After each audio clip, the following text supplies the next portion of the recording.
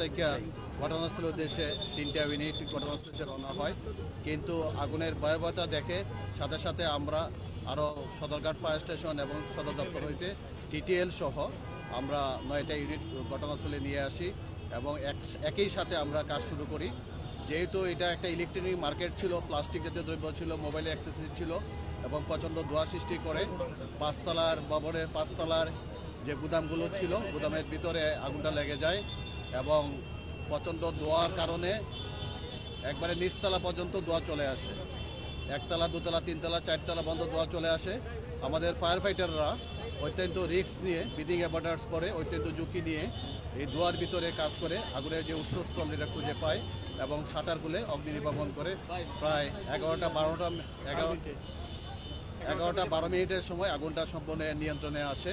তো আল্লাহর রহমতে এই সুন্দরবন মার্কেটের হাজার হাজার দোকান ছিল এবং উপরে গুদাম ছিল, অনেকগুলো গুদাম ছিল, কিন্তু ফায়ার সার্ভিসের সঠিক সময়ে সঠিক সিদ্ধান্তের কারণে অনেকগুলো দোকান রক্ষা পায় এবং বড় ধরনের ক্ষয়ক্ষতির হাত থেকে রক্ষা পায়। আগুন নির্বাপন ক্ষেত্রে এসে আমরা দেখলাম যে আমরা যারা আগুন নির্বাপন করতেছিলাম তারা আমরা উপরে উঠে গেছি, কিন্তু নিচতলা 2তলা 3তলা 4তলায় অনেক লোক ছিল, জনগণ ছিল, পুলিশ সেনাবাহিনী থেকে শুরু করে অন্যান্য আইনশৃঙ্খলা যারা বাহিনী ছিলেন তারা চেষ্টা করছেন যে তাদেরকে বের করে দেওয়ার জন্য। তারা বের করতে ছিলেন না, আমাদের একটু ব্যাগ পেতে হচ্ছিল এবং আমাদের হুজগুলো নিয়ে টানাটানিও হচ্ছিল, এদিকে আসেন ওইদিকে আসেন।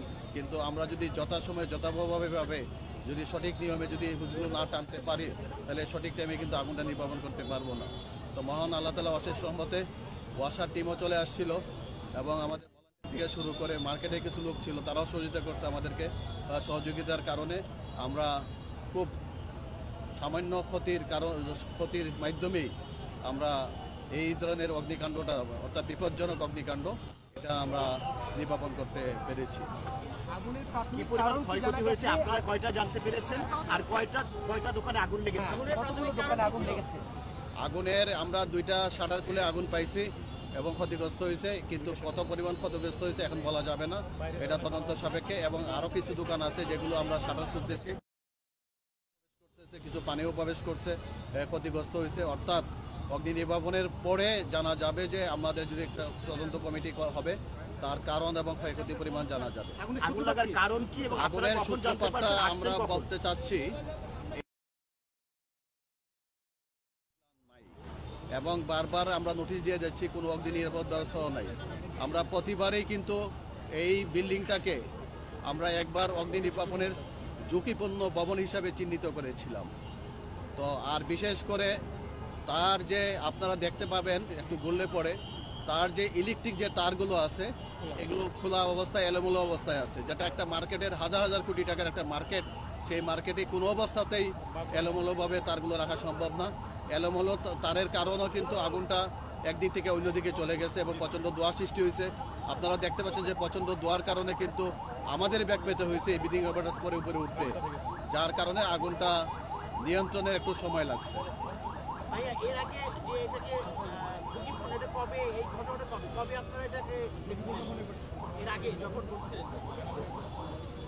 আমরা 3-4 বছর আগে আমরা এটাকে ঝুঁকিপূর্ণ লাগাইছিলাম। আমরা রাজধানীতে বিভিন্ন বিল্ডিংয়ে অগ্নিকাণ্ডে ঝুঁকিপূর্ণ ভবন লাগাইছিলাম।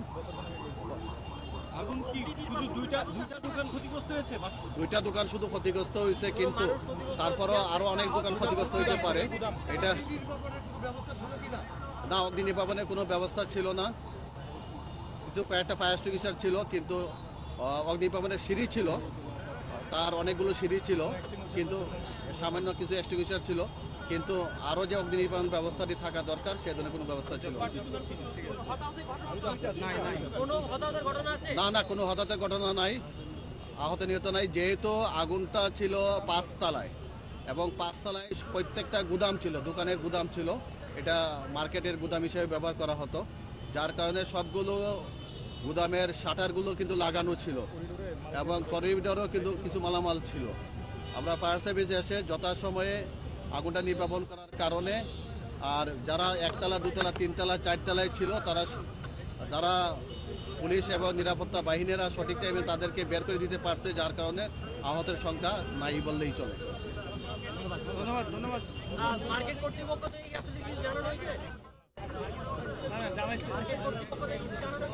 না না, মার্কেট কর্তৃপক্ষ থেকে এখনো কোনো কথা হয় নাই, ঠিক আছে।